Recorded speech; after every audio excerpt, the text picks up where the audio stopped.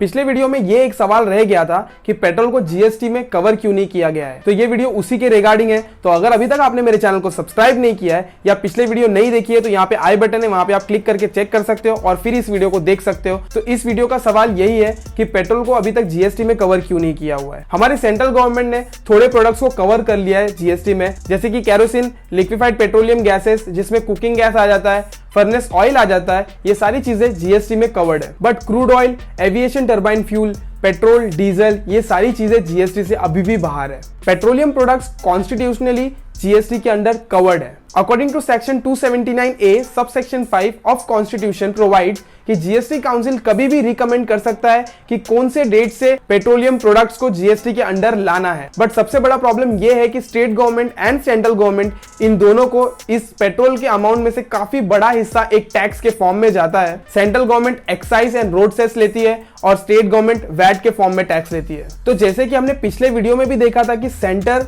और स्टेट दोनों चार्ज कर रहे हैं एंड हमें टैक्स पर टैक्स लग रहा है, जिसे हम कैस्केडिंग इफेक्ट कहते हैं। एंड मैंने बोला था कि इसे हम बाद में डिस्कस कर लेंगे। तो अभी हम डिस्कस करने वाले हैं कि कैस्केडिंग इफेक्ट एक्चुअल में होता क्या है। तो यहाँ पर हम जानते हैं कि सेंट्रल अपना टैक्स मारता है जो है एक्साइज और स्टेट अपना टैक्स मारता है जो है वैट। तो यहाँ पर अब हम एक एग्जांपल ले लेते हैं और ये सारा एग्जांपल बिल्कुल इमेजिनरी है। सपोज पेट्रोल का प्राइस है 3000 और उसके ऊपर सेंट्रल टैक्स मार रहा है 10% का जो है ₹300। इसको ऐड करने के बाद हमें मिल जाएगा 3300।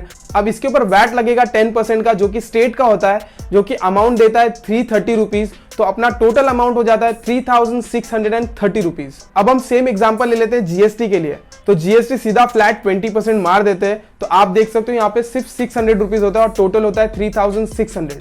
तो यहाँ पे आप कंपैरिजन करके देख लो, यहाँ पे 30 रुपीज का सीधा सीधा लॉस हो रहा है गवर्नमेंट को, जिससे टैक्स कलेक्शन कम हो सकता है और किसी भी ऑर्गेनाइजेशन को रन करने के लिए काफी ज्यादा कैपिटल और काफी ज्यादा पैसा चाहिए। तो गवर्नमेंट शायद इसे कॉम्प्रोमाइज नहीं करना चाहता है। पेट्रोल को जीएसटी के अंदर लेने के लिए हमारे पास कौन से रीजन है। रीजन नंबर 1, जीएसटी का मोटो ये था कि one nation one tax. And अगर पेट्रोल को जीएसटी के अंडर ले लेंगे तो हमारे सारे इनडायरेक्ट टैक्सेस जो हमें लग रहे अलग अलग तरीके से वो सारे हट जाएंगे एंड सिर्फ एक टैक्स लगेगा, जिससे हमारा मोटो जो था जीएसटी का वो अचीव हो जाएगा। रीजन नंबर 2, एक स्टडी कंडक्ट की गई थी कि बेस रेट जो है पेट्रोल का उस पे अलग अलग जीएसटी के रेट चार्ज करके देखते हैं तो अमाउंट कितना होता है, जैसे कि 12%, 18%, 28% एंड 28% प्लस सेस। अगर हमने मैक्सिमम चार्ज भी किया तो भी पेट्रोल का अमाउंट 70 रुपीज जाता है, जो कि आज के अमाउंट से काफी ज्यादा कम है। तो इससे गवर्नमेंट को टैक्स रेवेन्यू में लॉस होगा। एंड अगर जीएसटी के अंडर हम पेट्रोल को ले लेंगे तो हम खुद भी ट्रैक कर सकते हैं कि एक्चुअल जीएसटी रेट क्या है पेट्रोल का। रीजन नंबर 3, पेट्रोल को जीएसटी के अंदर लेने के बाद कैस्केडिंग जो इफेक्ट है वो एलिमिनेट हो जाएगा बिल्कुल ही।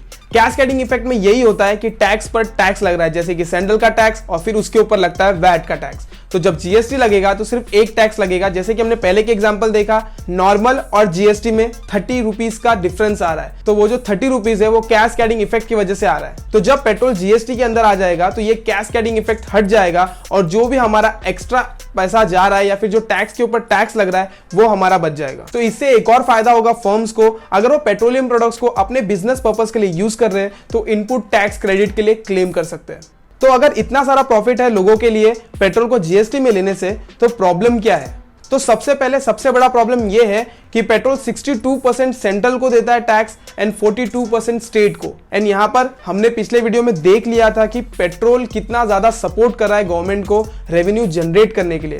तो अगर इसको हम जीएसटी में कन्वर्ट कर देंगे तो यहाँ पे हम मैक्सिमम चार्ज कर पाएंगे 28%, जो कि बहुत ज्यादा रेवेन्यू लॉस होगा दोनों गवर्नमेंट्स के लिए, सेंट्रल एंड स्टेट गवर्नमेंट्स के लिए। तो यहाँ पे हम ये कंक्लूड कर सकते हैं कि अगर पेट्रोल को जीएसटी में ले लिया तो लोगों को काफी ज्यादा प्रॉफिट होगा बट गवर्नमेंट्स को काफी ज्यादा लॉस होगा, क्योंकि बहुत बड़ा हिस्सा या बहुत बड़ा रेवेन्यू का लॉस होने लगेगा, क्योंकि टैक्स का एक बहुत बड़ा हिस्सा आना बंद हो जाएगा। जैसे कि दोनों गवर्नमेंट्स को काफी ज्यादा लॉस होने वाला है और पेट्रोल को अगर जीएसटी में कवर कर भी लिया गया तो स्टेट गवर्नमेंट शायद सेस के नाम पर एक्स्ट्रा चार्ज करे और जो गैप बन रहा है जीएसटी और जो एक्चुअल अमाउंट में या जो एक्चुअल टैक्स अभी जो ले रही है गवर्नमेंट, उसके बीच में जो गैप बन रहा है उसको कवर करने की पूरी कोशिश करे। तो अगर आपको इस वीडियो से थोड़ी भी वैल्यू मिली है या थोड़ा भी और इंफॉर्मेशन ऐड हुआ है आपके दिमाग में या आपको थोड़ा भी नॉलेज मिला है तो इस वीडियो को दूसरों के साथ शेयर कीजिए, क्योंकि नॉलेज शेयर करने से बढ़ता है। तो तब तक के लिए अगर आपको मेरी वीडियो अच्छी और नॉलेजेबल लगी तो लाइक शेयर सब्सक्राइब कर देना और उस बेल आइकन को जरूर दबाना ताकि मेरे अपडेट्स आपको मिलते रहे। तो मिलते हैं अगले वीडियो में। बाय।